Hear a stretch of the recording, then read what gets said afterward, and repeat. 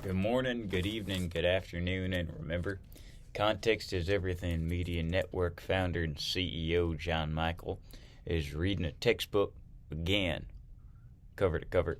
This one's from 1940. This one's from 1940 here, before World War II, and it is an American history textbook that is from a Catholic school. So you'll see that kind of skewing in the language and the moral. Here we are on Chapter 6, The Birth of Our Nation, meaning America, the United States. Winning of the West. The West of the early days. People living at the time of the Revolution thought the West was the country just beyond the Appalachian Mountains. Yet the West was only a few hundred miles from the seacoast. The quote-unquote West would only be 100 miles from the seacoast. 100 or whatever. Few people had seen the land beyond the mountains. Soon, however, this country was to become better known because of Daniel Boone, George Rogers Clark, and other pioneers. People who move into unsettled lands are known as pioneers. That's some good H2O. Daniel Boone. The Boone family. That's not worth it. Daniel Boone's father was a Quaker who lived in England. Having heard fine reports of America, a friend Boone, that was his name, friend Boone, decided to come to America and make his home here. He settled in the wilderness of Pennsylvania. This unsettled area is referred to wilderness. There were few homes in the wilderness, so the Boones lived rather lonely lives. The soil was not much good for farming, but the woods were full of game. There was plenty to eat for 11 Boone children, all of whom had good appetites. After a time, the Boone family left the wilderness of Pennsylvania. They moved to North Carolina, where they settled. Here Daniel met a young lady who was willing to marry him. The young couple went to live in a small farm, but Daniel Boone was not suited to the quite uneventful life of a farmer. Quiet. Love for exploring. Daniel Boone did not like farm life in North Carolina. He would rather go off on exploring expeditions. Most of his time was spent away from home. One time, Boone and a companion made their way westward into the wilds of Kentucky. Boonesboro. Daniel Boone loved Kentucky. He hoped that he would be able to get several families to form a party for a settlement of this new country. First, he succeeded in persuading his two brothers to move to Kentucky. The Boone brothers began their journey into the wilderness in the year 1773. The path by which they went into Kentucky became known as the Wilderness Road. It was the first road across the mountains. Later, the Boones were joined by 5 other families. Their party had to keep constant watch lest the Indians attack them. This caused a delay. It was nearly 2 years after leaving Carolina before the party reached the banks of the Kentucky River. They found a good place for a settlement which they called Boonesboro. Borough means small town. This town was named in honor of Daniel Boone. The search for salt. The little settlement managed somehow to exist in spite of many dangers. During one winter, the people suffered much from the lack of salt. Boone knew where salt could be found. With a party of backwoodsmen, he set out for a place which was called Lower Blue Lick. This place was so named because herds of buffalo went there to lick the salt rock. There were also many springs of salt water in the neighborhood. Boone planned to get salt by boiling away water until only salt remained. He decided to lay in a large supply. A captive. One day, Boone and some of his men were surprised by a large party of Shawnee Indians. Boone was surprised by a large party of Shawnee Indians. Boone was captured by the Indians. He advised the men of his party to surrender. He knew if they fought, they would all be killed.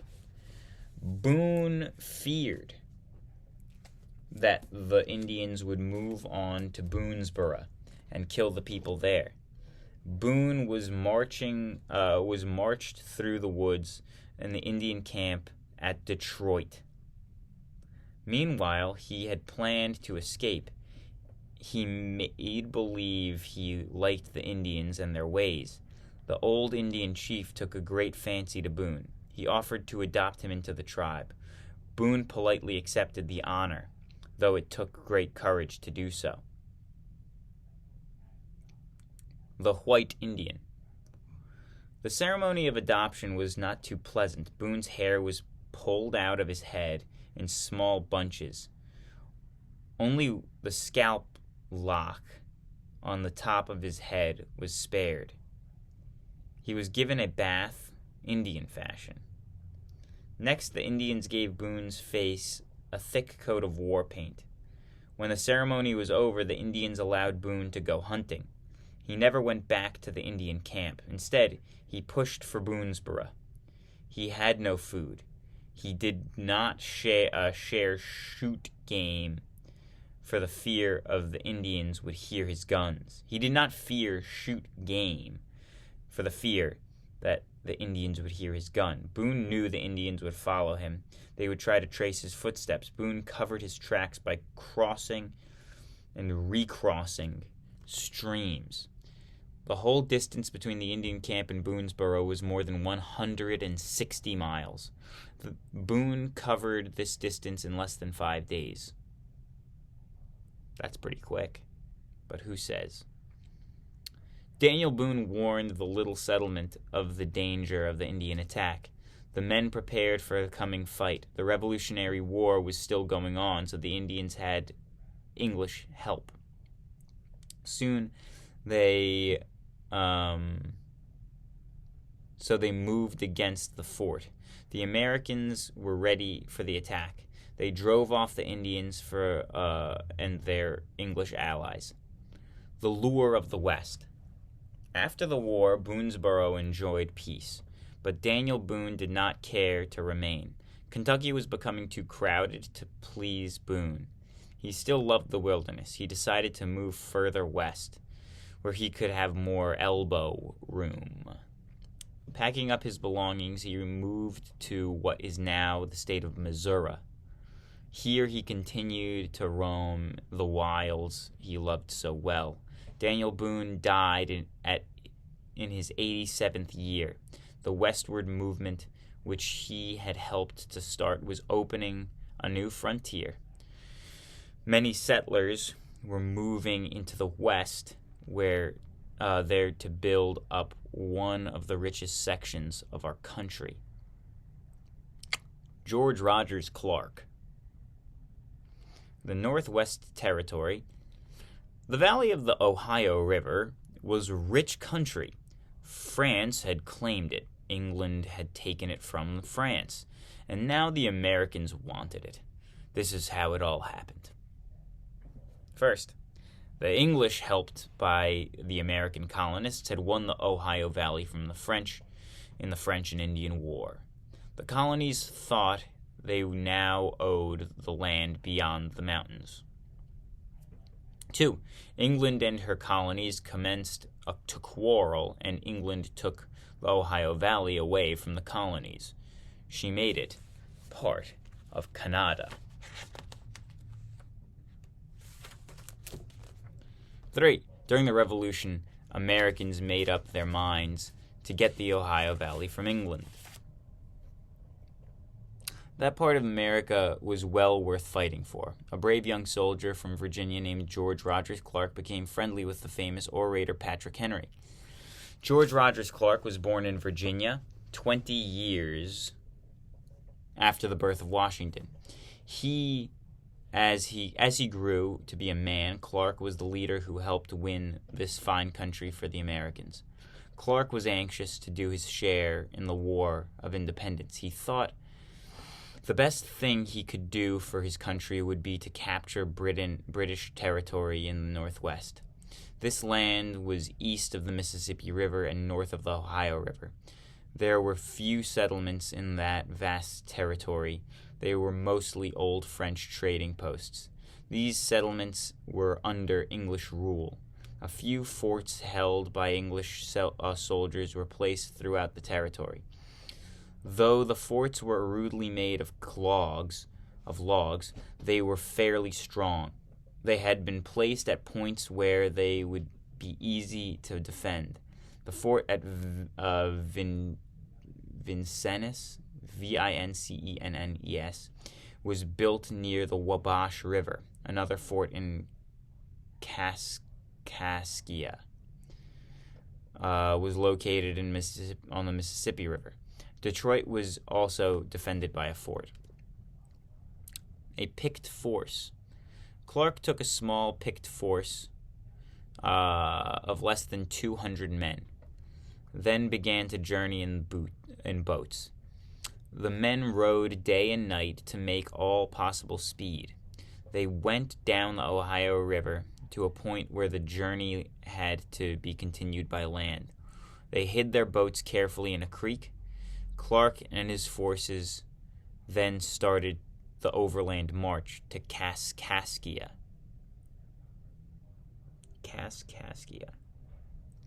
The march to Kaskaskia.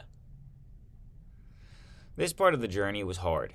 The party had to carry as little luggage as possible so that they could travel quickly. Food was not plentiful, and of course, there was no shelter. After pushing through the woods and fields, Clark came to a spot within 4 miles of Kaskaskia. The little band of backwoodsmen moved forward with great care. Clark knew that the fort and the town must be captured by a surprise attack. Everything favored Clark's plan. The British did not dream that there was even one American within many miles of Kaskaskia. A pleasant evening. There was a dance at the fort on the night of July 4th. Most of the British officers were there. Many of the young ladies of the village had to come dressed in summer finery. Some Indians, friendly to the English, were also present. No doubt they were delighted in the grace of dancing of the ladies and the music of the fiddle. No doubt. So interested were they that no one noticed that the door had opened and a man had entered the room. Suddenly the Indians saw a stranger. He cried out. The music stopped. No, he didn't cry that out. He cried out. The music stopped. All was confusion. The candlelight fell to a tall figure, clad in buckskin. His arms were folded across his chest, and a smile played about the corners of his mouth. Clark was the only person who was enjoying himself. He made a little speech, something like this. Go on with your fun. Only remember that you are now dancing under the flag of Virginia and not that of England. The dance stopped and the dancers hurried to their homes. The fun was over. Clark's men had taken the town and its fort before the British could collect their wits. The commander of the fort had been enjoying his sleep in a comfortable bed. Clark had to awaken him to tell him that the fort had been captured and that he was a prisoner. A peaceful settlement. The next day, Clark brought together the leaders of the town to settle the matter of surrender. Father Pierre Gibault, a pastor of the village church, was also invited. He proved to be the best friend of Clark in the American cause. Father Gibault was able to convince the people of the town that the Americans would their real friends. He did more than this to prove his friendship. Father Gibault's help. Clark knew that he must take the other towns in this neighborhood. Father Gibault offered to do what he could to help Clark. The priest went to the town of Vincennes to ask the people there to join with the Americans. They took the priest's advice. Remember that most of the settlers in the region were French who came under the rule of England at the close of the French and Indian War. They had not been very happy about some of the ideas of English and that were forced upon them. This is why they were willing to give up English rule and come under the rule of Virginia. Later, the British recaptured Vincennes. They forced the people to remain for a while longer under British rule. This made the people unhappy. The fall of Vincennes. The British were able to hold Vincennes only for a short time. The winter of 1779 was nearly over when Clark set out from Kaskaskia to capture Vincennes. Clark's men had to cross swollen streams, swamp lands, and stretches of deep snow to reach the town. They lived on buffalo meat, elk steak, venison, and rabbit meat. Toward the end of February, Clark was at the edge of Vincennes. English had built a strong log fort. They did not have a full force of soldiers because the British commander did not dream Clark would make that terrible winter's march. He was not expected until spring. Clark's men opened fire on the British. They were well covered and well able to pick off every enemy that showed his head. The British commander soon saw that his defense was useless. Vincennes surrendered once more to Clark. The great Northwest Territory was now under the control of the Americans. It is well to remember that Ohio, Indiana, Illinois, Wisconsin, Michigan were the states made from the Northwest Territory. That's it. Have a good day. God bless. Enjoy your weekend. Enjoy your weekday, depending on when you watch this. Bye-bye.